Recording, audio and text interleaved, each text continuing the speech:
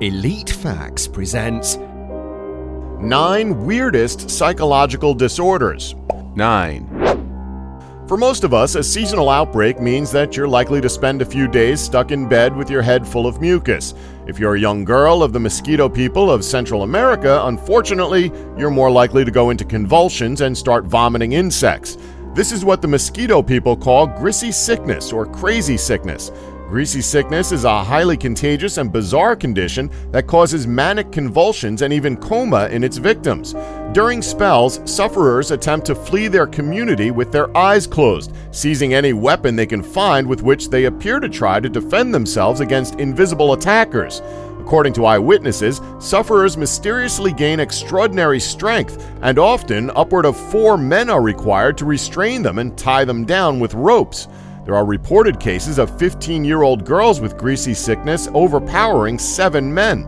Basically, they all turn into that girl from The Exorcist, minus the pea soup vomit. The most baffling and terrifying thing for scientists studying the condition is that they really don't know what the hell is going on. It seems to spread like a virus, but blood samples from sufferers have turned up nothing.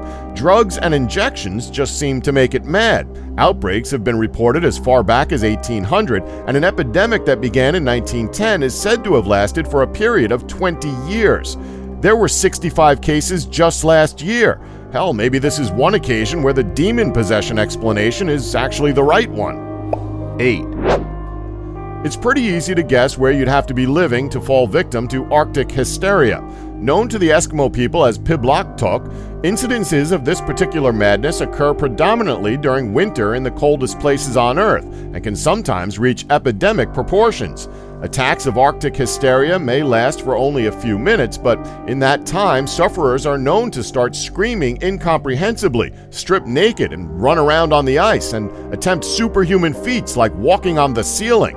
And sometimes, for some reason, they eat their own poop.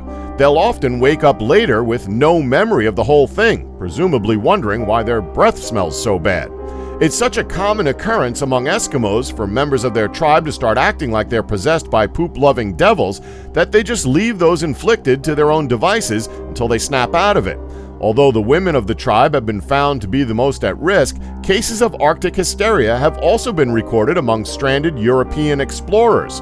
There are even reports of dogs coming down with it, although we don't know how they could tell since being naked and eating poop is not exactly unusual for dogs. Natives tend to believe that the condition is a result of witchcraft, but some researchers have suggested that Arctic hysteria may be linked to an overdose of vitamin A. The Eskimo diet contains a large amount of vitamin A, and apparently the symptoms of overdoing it can be pretty similar to a case of Arctic hysteria. The poop eating is just a bonus. 7. After World War I, Germany experienced a period of ridiculous inflation so rapid that, reportedly, the value of a cup of coffee could double during the time it took to drink it. This also meant that everyday goods could suddenly be priced at millions or billions of marks, with salaries changing just as fast, turning price tags into utter nonsense. As a result of the sudden confusion and anxiety that accompanied every purchase, is 50,000 marks a lot for a can of beans? Well, you can get a cup of coffee for 35,000 marks. Oh wait, they just changed it again. Germany saw the rise of a brand new and unique mental disorder specific to that place and time: zero stroke. Because the value of the German currency was plummeting at such an absurd rate, everyone had to attempt to learn advanced mathematics just to calculate the cost of a loaf of bread, which at the height of the Troubles could have cost thousands of billions of marks. The effect was that people actually began to grow so dizzy from all the zeros they had to write down every day that it drove them slightly crazy. Imagine being unable to sleep at night because your brain is compulsively counting dozens of zeros and you can't stop. Cashiers, bookkeepers, and bankers were most prone to this affliction. Besides a compulsion to write endless strings of zeros, individuals who suffered from this condition would reportedly become confused when referring to numbers and would state that they were 10 billion years old or had 40 trillion children. 6. Aphasia. Aphasia is also known as Bloch's disease, after Paul Bloch, the French doctor who first described it. It's the inability to stand or walk properly, but there's more to it. At first, a person with this condition appears very drunk. Patients lurch when they try to stand or walk. Patients seem dangerous to themselves. They overbalance extravagantly, always catching themselves at the last moment. But that's the condition. They always catch themselves. People with Bloch's disease almost never hurt themselves. They only fall when a doctor, a loved one, or a soft place on the ground is available. Often this condition is in response to stress. The most famous case of this happened in the 1960s, when not one but two cadets at West Point came down with the condition, and doctors believed it was as a response to the pressure of training at the prestigious school. 5. Jargon aphasia. This is a disorder that, in at least one of its forms, could have been lifted from an absurdist satire. No one entirely agrees on what jargon aphasia is. For some psychologists, it's when a patient has lost the ability to form words entirely and only utters a string of sounds that don't resemble words at all. For some, it's when patients speak words but without any sentence structure or grammar to give them meaning. The last understanding of the term is the most interesting. Patients can be said to be suffering from jargon aphasia when they incessantly use platitudes, cliches, and pleasantries to cover the fact that they're saying nothing. This isn't necessarily a contradiction. How many times in the last decade has the phrase "have a nice day" conveyed any real meaning whatsoever? Stock, polite terms and phrases are often the last thing that slips away from us, since we don't put any thought into them and they become something like a reflex response. Théophile Alhuayanine, a famous French neurologist, was a leading proponent of this view of jargon aphasia. He said that incomprehensibility and lack of meaning, not articulatory loss or lack of proper grammatical sequencing, are the hallmarks of this disorder. Looked at like this, the disorder is jargon in the most literal sense of the word. Lose a few points of grammar and you can still make your brain and your mouth work together to communicate what you're thinking.